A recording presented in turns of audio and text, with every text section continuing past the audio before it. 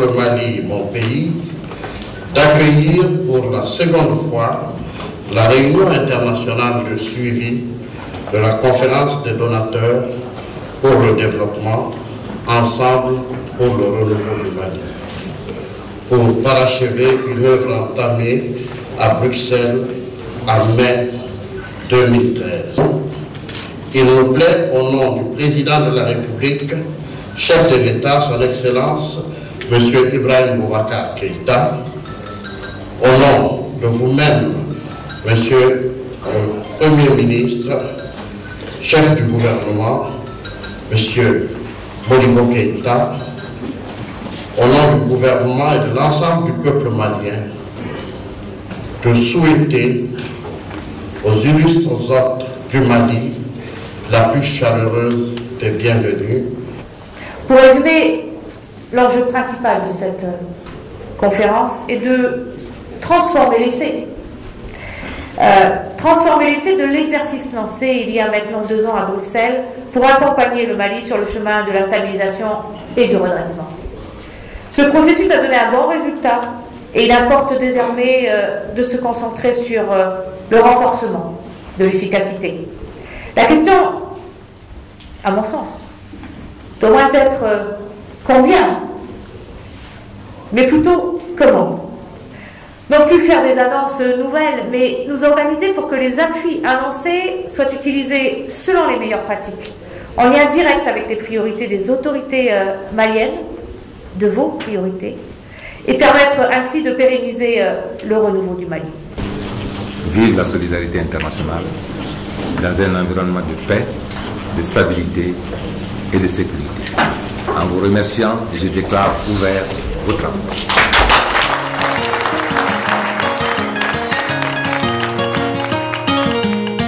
C'est depuis 2012 que notre pays fut le théâtre d'une des plus graves crises de son histoire, qui ont été déclenchées par les événements au nord de notre pays, amplifiés, on va dire, par la crise que la Libye a connue et qui a eu des répercussions graves. Bref, je dirais que c'est un pays qui s'est soudainement, après le coup d'État du 22 mars, s'est retrouvé à genoux. À genoux, connaissant, donc je disais, la crise politique, la crise sociale, institutionnelle, sécuritaire et économique sans précédent. C'est ainsi, grâce aux initiatives prises à l'époque par les autorités de la transition, que cette initiative salutaire de plan de relance durable a été prise et une conférence tenue donc le 15 mai 2013 à Bruxelles. Nous nous souvenons avec beaucoup d'émotion de cette solidarité internationale qui, à mon avis, ouvrait de grands espoirs pour tous les peuples. Car vous avez, avec une pertinence avérée, indiqué où nous allons nous sauver ensemble, où nous allons nous perdre ensemble. Mais vous avez choisi qu'on se sauve ensemble. Merci pour cet engagement.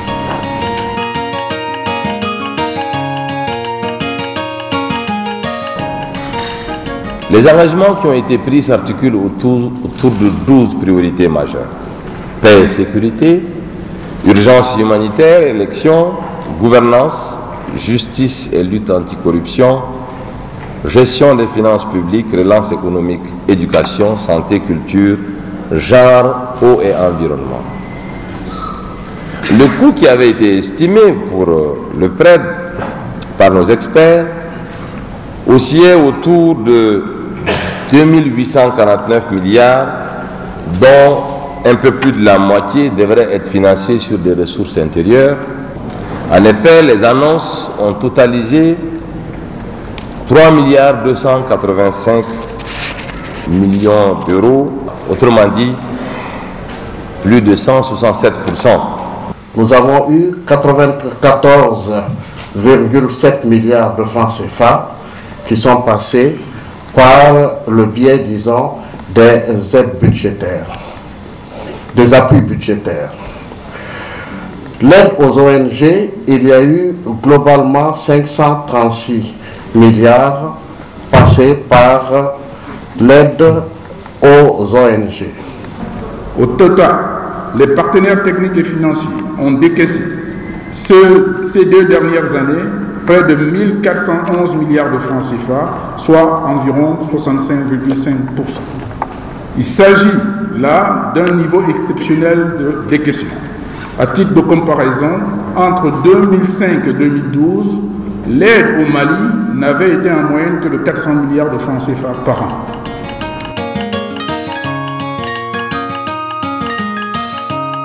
Les participants de la présente conférence ont apprécié le bilan de la mise en œuvre du PRED présenté par M. le ministre de l'Économie et des Finances du Mali, ainsi que les éléments d'information sur la situation économique et financière et les perspectives de développement du pays.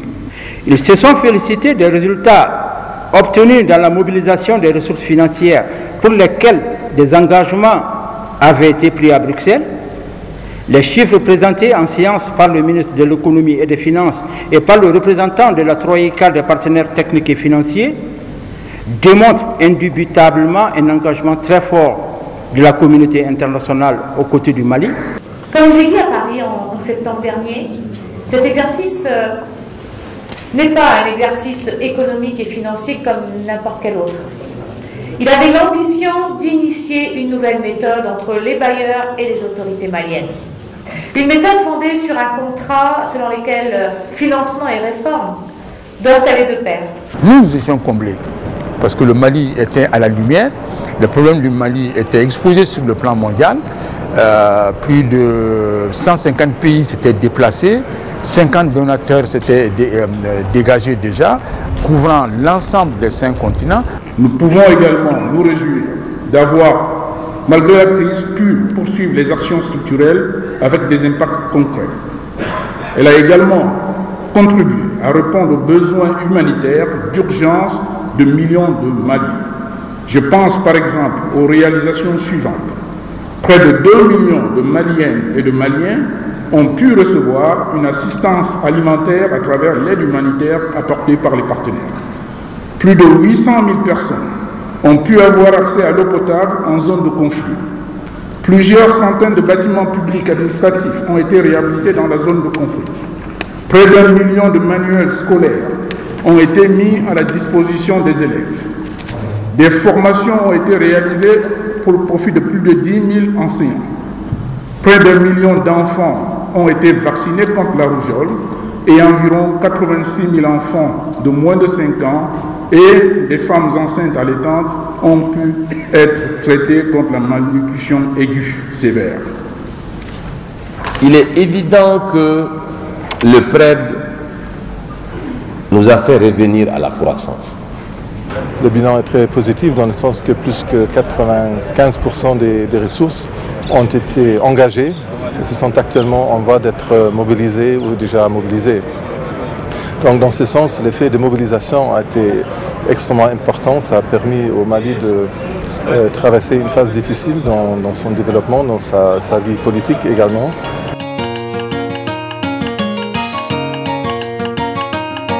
Nous avons lancé en tant que partenaire technique et financier du Mali, il y a maintenant plusieurs mois, conjointement avec le gouvernement, le processus d'élaboration de la stratégie commune d'accompagnement pays SCAP 2. Elle permettra de disposer d'un document fédérateur pour décliner dans le contexte malien les meilleures pratiques en matière de mise en œuvre de l'aide.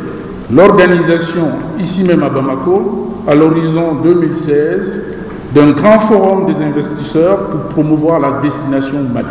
Je pense que c'est utile que le Mali puisse organiser ce forum international en 2016 pour améliorer la destination, n'est-ce pas, du Mali en termes notamment d'investissement étranger. Parce que vous savez, la croissance repose sur 3 éléments essentiels. Il y a l'investissement, il y a les exportations et il y a la consommation. Et tant que nous, acteurs de développement maliens et même partenaires, ne prenons pas la peine d'aller expliciter aux gens qu'il y a des opportunités d'investissement dans le pays et qu'ils peuvent venir investir, mais ils continueront à traiter le Mali comme un pays qui est en guerre. Le Mali est un pays qui a des potentialités énormes. nous avons des avantages comparatifs. Il faut maintenant transformer ces avantages comparatifs en avantages compétitifs. Les messages d'espoir et de confiance que le gouvernement malien nous a fait part concernant le bon déroulement des pourparlers intermaliens qui soutiennent à Alger sont très encourageants. Les pourparlers de paix à Alger doivent aboutir aussi vite que possible pour que des conditions de sécurité puissent revenir et permettre un développement durable dans la région du Nord, mais aussi dans le reste du pays. Nous sommes ici au Mali, pas pour faire ce que nous voulons ou pour faire ce que nous pensons.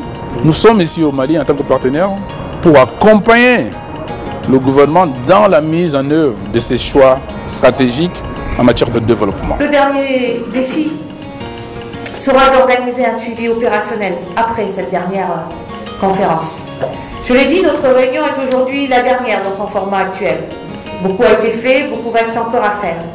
Nous devons donc réfléchir ensemble, tous ensemble, à la formule de suivi la plus adéquate, en capitalisant bien sûr sur l'existant et sur ce qui a bien fonctionné pour permettre la meilleure affectation de l'aide dans les mois et les années qui viennent. Le gouvernement du Mali,